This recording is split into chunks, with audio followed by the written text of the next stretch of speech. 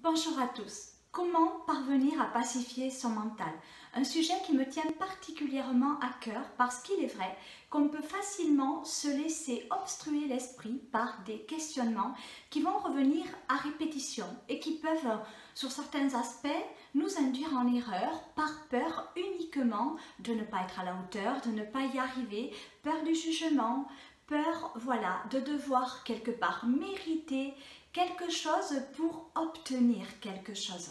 Alors qu'en fait, c'est tout l'inverse qui est réel au plus profond de nous, c'est-à-dire qu'on mérite tous d'être heureux, on a tous droit au bonheur, mais uniquement au travers soi, c'est-à-dire accéder au lâcher-prise pour parvenir à accepter l'évidence liée de très près à ce qui est actuellement, à ce qui se passe dans notre vie, à ce qui est quelque part lié également à notre plan de route, mais pour satisfaire nos attentes au travers soi, c'est-à-dire que ok, je vais me prémunir, je vais penser à bien pour moi, et lorsque je pense à bien pour moi, en fait, qu'est-ce qui se passe? Je transmute les pensées négatives en positives, j'ai cette force-là de me révéler, mais cela demande un engagement réciproque, c'est-à-dire au travers soi, amener à soi quelque part son objectif de vie, mais de façon à se l'approprier et en faire un objectif, je veux dire, lié à son état de conscience, ce qui va vous amener à le projettiser. Donc j'ai un projet qui est mon objectif à atteindre, mais cet objectif-là, quelque part, je ne le quitte pas de vue, je ne le perds pas de vue. C'est comme un point de lumière que je vais voir tout petit au loin au début, quand je vais commencer à avoir une envie, un projet, voilà, une envie liée à un projet de vie. Et donc, quelque part, même si cette petite étincelle de lumière, elle est toute petite et que je la discerne à peine au travers de mes pensées, ben, je vais pouvoir quelque part aller l'alimenter, cette lumière, par mon état de conscience et surtout de par la positive attitude. Il n'y a pas d'autre solution, je dirais, que d'objectiviser son plan de route lié à son objectif pour pouvoir l'atteindre. Quand on objectivise quelque chose dans sa vie, en fait, on met du cœur à l'ouvrage. Et quand on met du cœur à l'ouvrage, en fait, on arrive à se prémunir, donc à se protéger de toute adversité possible et imaginable. À souhait, bien évidemment, puisqu'en fait, on attire toujours à soi ce que l'on est, je dirais, essentiellement au plus profond de nous et aussi ce que l'on va se représenter de nous en l'instant même. Alors, si je me dénigre, je ne peux pas fondamentalement attirer du positif à moi puisque je suis en train de m'apporter du mal en fait.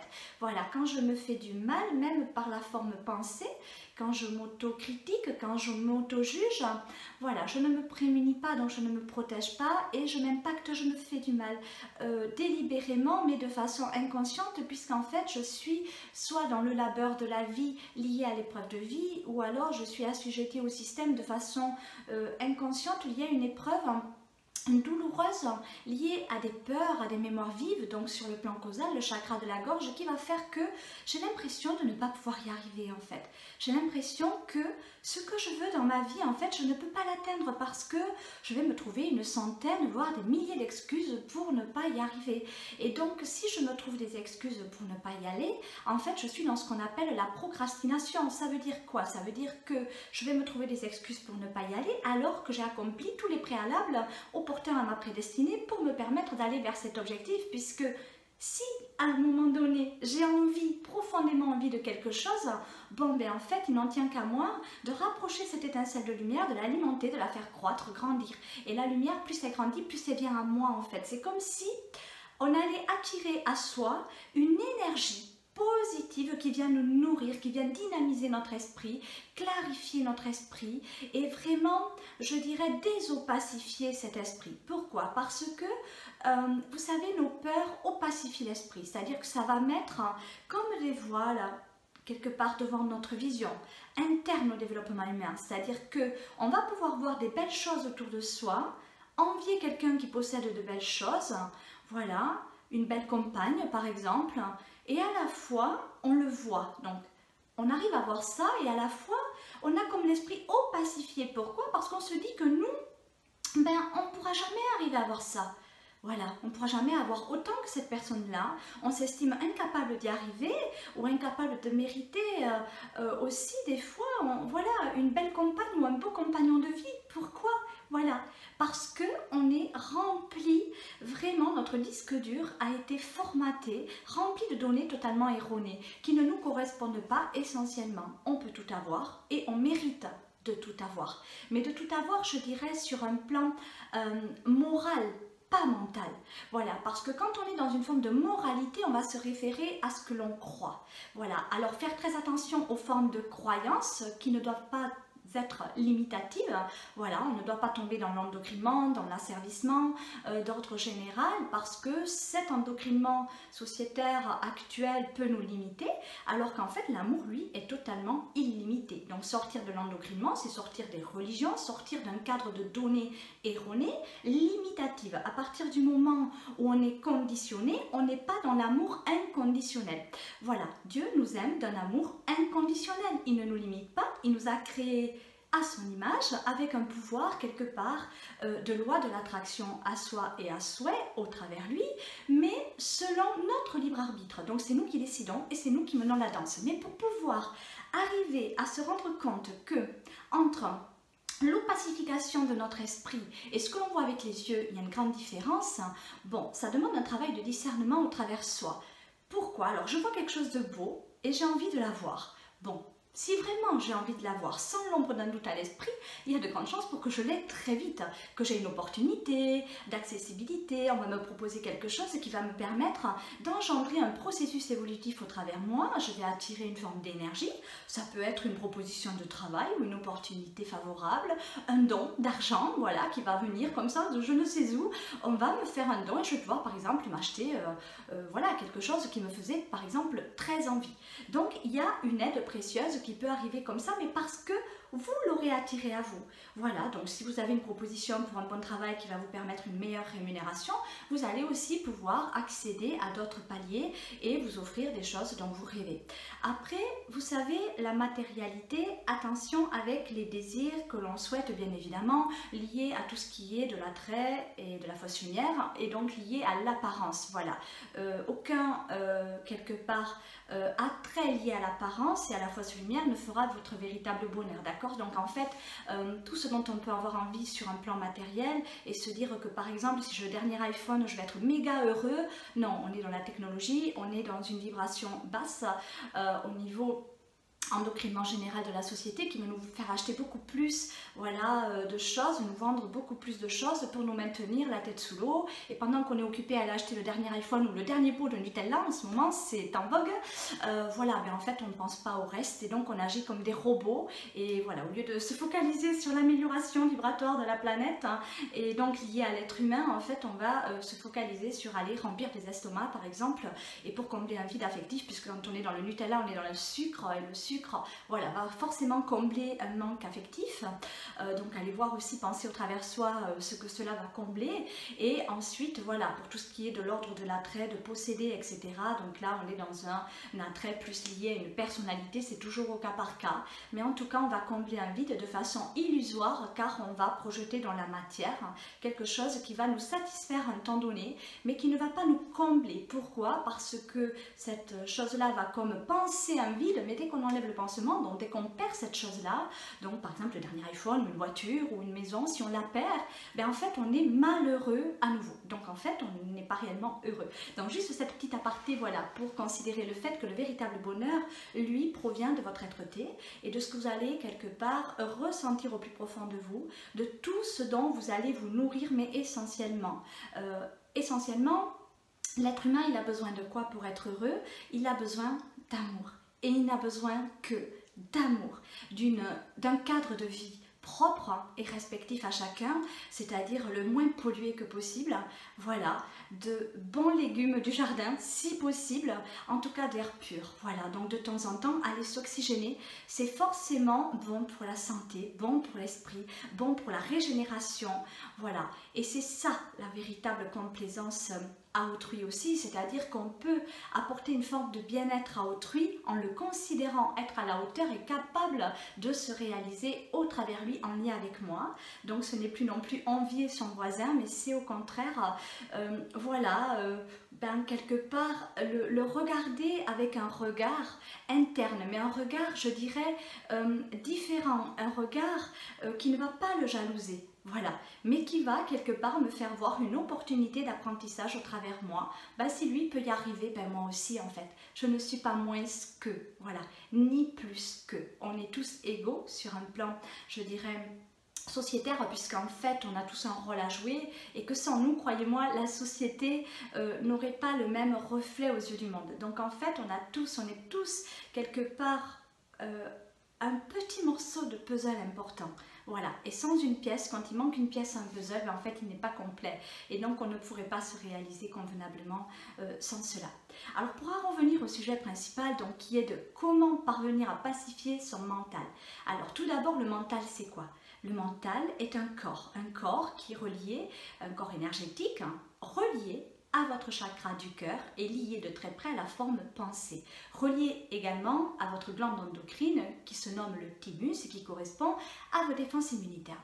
Donc ce corps mental est relié également à tout ce qui est de l'ordre des mémoires causales, d'accord? Donc en fait tout ce qui est lié à vos vies antérieures, à votre vécu en fait. C'est un chakra, voilà, le chakra de la gorge qui est relié au corps causal, qui correspond véritablement à tout ce qui est de l'ordre des mémoires, qui ressurgissent dans votre vie sous forme mentale pour vous permettre de les percevoir, de les analyser et de les conscientiser à soi, à souhait et à bien pour pouvoir les transmuter en positif. En fait, on va transmuter de par une analyse introspective de soi par soi à souhait et selon ses propres objectifs de vie, on va transmuter ces pensées négatives qui vont nous arriver sous forme de questionnement ou d'auto-jugement, peu importe, mais en tout cas de questionnement à outrance. Quand le mental est trop présent et trop polluant, en fait, c'est qu'il y a beaucoup d'irrégularités au niveau de notre état psychique.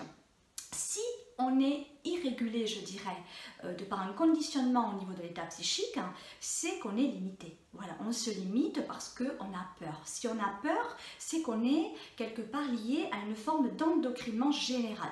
Si on arrive à sortir des peurs, en fait, on n'est plus lié à quoi que ce soit et on est libre de penser à bien pour soi, au travers tous. Et ça fait toute la différence. Donc, mon astuce qui fonctionne, puisqu'à aujourd'hui, croyez-moi, j'ai fait un gros travail sur moi depuis des années, mais à aujourd'hui, voilà, je suis quelque part dans une forme de zénitude permanente au niveau de mon psyché humain. Donc je m'entends, je me couche, je n'ai rien dans ma tête, je me lève, je n'ai rien dans ma tête. Même quand je vis une épreuve de vie, parce que je ne suis pas épargnée loin de là, ben en fait, je vais relativiser la chose, je vais la penser au travers moi, ce qui n'empêche pas que j'ai des choses à réguler quand même, mais par contre, je ne suis plus polluée par mon mental qui va me mettre des freins, qui va m'empêcher quelque part de rouler en fait. Voilà, c'est comme quand on freine un petit peu trop avec la voiture, on est sans arrêt sur la pédale de frein.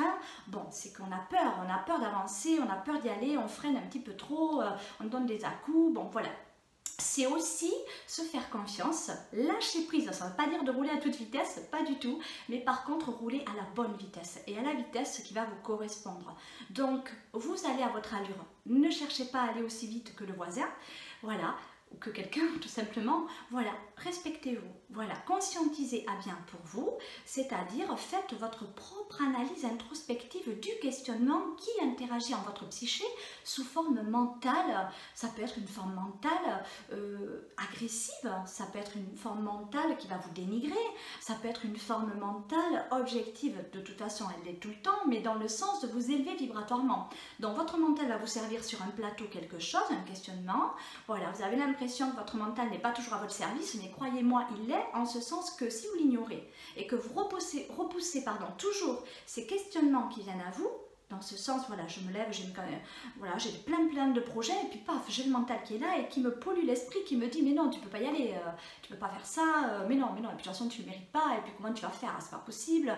Voilà, donc si j'ai ça et que je viens au mental, oh c'est bon, si je lui dis, bon, tu me lâches en gros, voilà, non, tais-toi un petit peu, c'est bon quoi, non, et qu'on le chasse en fait tout simplement en ayant l'espoir que demain, je me réveillerai avec des meilleures pensées, en fait on est dans l'erreur. Pourquoi? Parce que le mental est à votre service. Donc il vient vous présenter un petit peu comme vos erreurs passées, vécues différemment selon vos états d'esprit du moment, mais en tout cas en votre sens premier qui est la transmutation. Transmuter les énergies négatives en positif et donc bien évidemment analyser chacune de vos pensées. C'est très important. Personnellement, ça m'a demandé quelques mois, quelques temps d'analyse, hein, c'est-à-dire que, ok, j'ai une pensée négative qui me vient, ok, bon, au moment où elle me venait, j'analysais la chose, voilà, qu'est-ce que j'ai à apprendre, comment est-ce que je peux transmuter cette pensée négative en positive. En fait, il faut la mettre à votre service.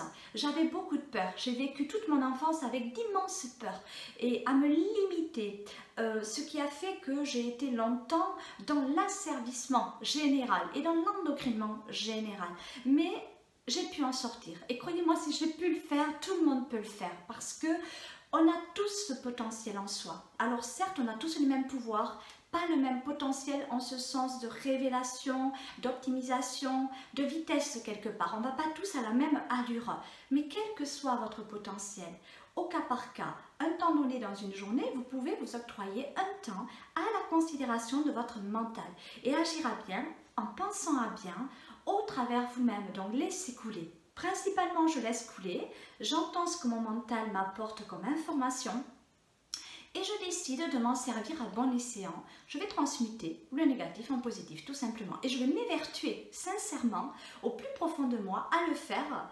régulièrement. En fait, je ne vais pas me lasser, je ne vais pas me dire que je ne peux pas y arriver, parce que je peux y arriver. Et que si je me dis je ne peux pas y arriver, je suis en train de me dénigrer, je suis en train de repousser mon mental, et puis je suis en train de tomber dans le panneau quelque part des peurs.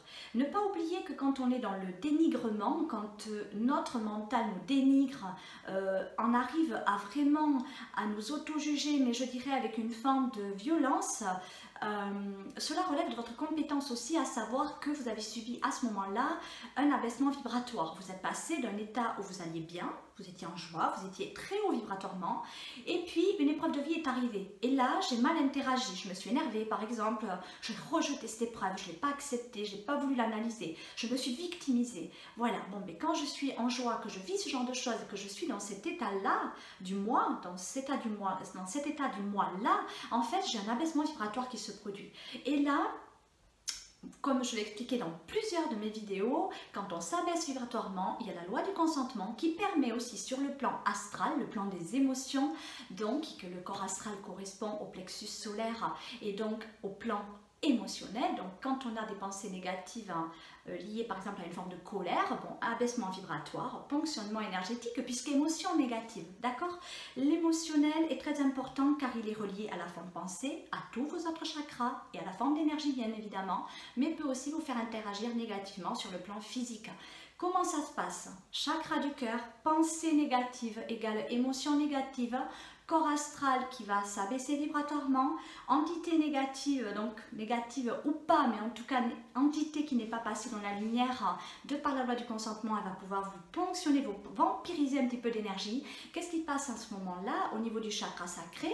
Votre corps éthérique, vraiment la batterie de votre corps physique, le corps des énergies, en fait, votre batterie va se vider. Et donc sur le corps physique, on n'aura plus d'énergie suffisante pour passer à l'action, et donc on va être non seulement fatigué, on ne va pas être bien pour pouvoir se réaliser dans la matérialité, car n'oubliez pas que votre chakra racine correspond à votre corps physique et permet l'incarnation tout simplement. Donc il faut aussi jouer son jeu de rôle à tout point de vue, c'est-à-dire que sur le plan mental, j'ai une pensée négative, je la transmute en positif, et puis je vais aussi m'évertuer à passer à l'action, c'est-à-dire je ne vais pas rester enfermée chez moi et puis attendre que ça se passe. Non, je vais essayer d'incarner mon objectif de vie. Et quand j'arrive à incarner mon objectif de vie, donc ça se passe bien sûr tant qu'on n'a pas atteint l'objectif, ça se passe sous la forme mentale, psychique. Voilà, donc j'alimente, je ne perds pas de vue mon objectif. Voyez par exemple quelque chose de très simple, je veux vendre quelque chose. Bon, j'ai décidé de vendre quelque chose, bon, je mets du cœur à l'ouvrage, je mets ma petite annonce sur internet, ou voilà, je publie quelque chose, mais j'y crois fortement sans l'ombre d'un doute. Et quand j'y crois sans l'ombre d'un doute, en fait, je vais arriver à vendre cette chose très rapidement. C'est aussi simple que ça. Et pour un objectif, c'est pareil. J'ai un objectif, pensée positive, et puis je ne lâche pas, je tiens bon.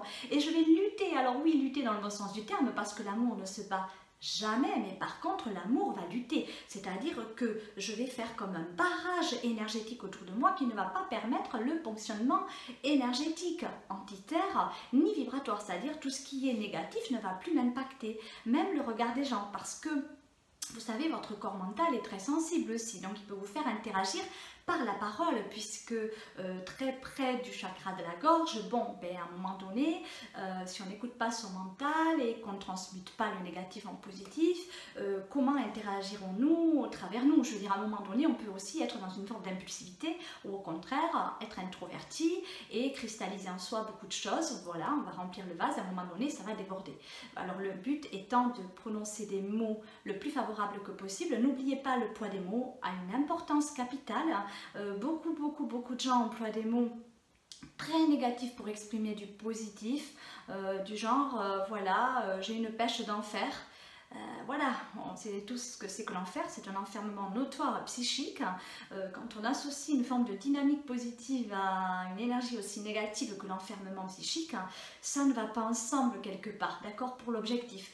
Donc en fait, dynamiser ses cellules, c'est aussi penser à bien pour soi, s'exprimer, prendre le temps aussi de s'exprimer.